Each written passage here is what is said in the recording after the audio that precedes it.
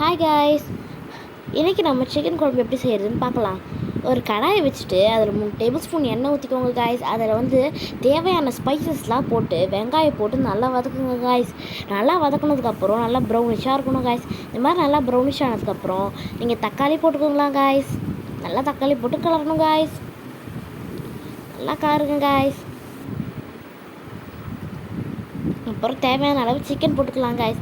இன்றைக்கி நம்ம chicken 1/2 kg chicken குழம்பு செய்கிறோம்.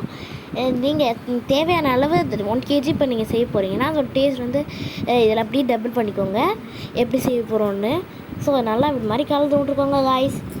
எங்கள் மம்மி தோசை கறி யூஸ் பண்ணுறாங்க, அது மட்டும் யூஸ் பண்ணுறது. கொஞ்சம் மஞ்சள் தூள் கல்லுப்பு போட்டுக்கோங்க காய்ஸ். தேவையான அளவு உப்பு ஆட் பண்ணிக்கலாம்.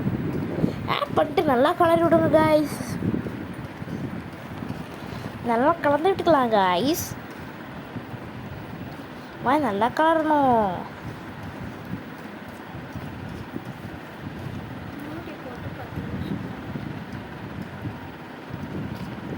நல்லா கலந்துக்கோங்க காய்ஸ்.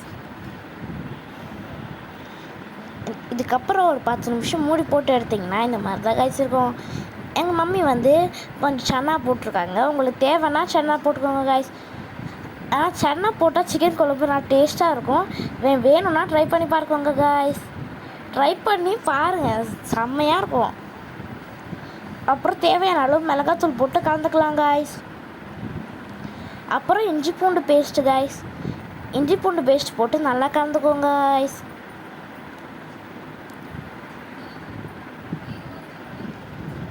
நல்லா கலருங்க.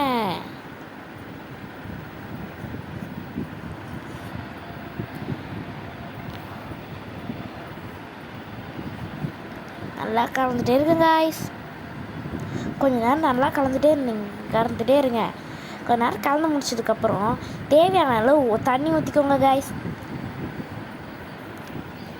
உங்களுக்கு எவ்வளோ வேணுமோ அவங்க தண்ணி ஊற்றிக்கலாம் காய்ஸ். தண்ணி ஊற்றிட்டு கொஞ்சம் நேரம் மூட்டு கலரி விட்டுட்டு அப்படியே மூடி போட்டு வச்சுருங்க காய்ஸ். மூடி போட்டுட்டு ஒரு 15 minutes to 20 minutes வச்சிங்கன்னா இந்த மாதிரி நல்லா சிக்கன் வந்துடும் காய்ஸ். இந்த மாதிரி எண்ணெய் பிரிஞ்சு வந்ததும் எண்ணெய் நல்லா திரிஞ்சு வந்துச்சுன்னா சிக்கன் குழம்பு வந்துருச்சுன்னு அர்த்தம் காய்ஸ். இப்போ ஸ்டவ் ஆஃப் பண்ணிக்கோங்க காய்ஸ். இந்த மாதிரி ஸ்டேஜில் இருக்கும் போது ஆஃப் பண்ணிக்கலாம். இப்போது தட்டில் சாதம் போட்டுக்கலாம் காய்ஸ். தட்டில் சாதம் போட்டதுக்கப்புறம் அந்த சிக்கன் குழம்பு ஊற்றிக்கலாம். செம்ம சிக்கன் குழம்பு காய்ஸ். சன்னா டேஸ்ட் பண்ணும். ப்ரோட்டீன் சன்னா நிறைய இருக்குது காய்ஸ். அது முக்கியமாக டேஸ்ட் பண்ணுங்கள். சன்னா பிடிக்காதீங்களா சிக்கன் குழம்புல செஞ்சு பாருங்கள் காய்ஸ். Bye guys. இது அமுதாவின் சமையல்.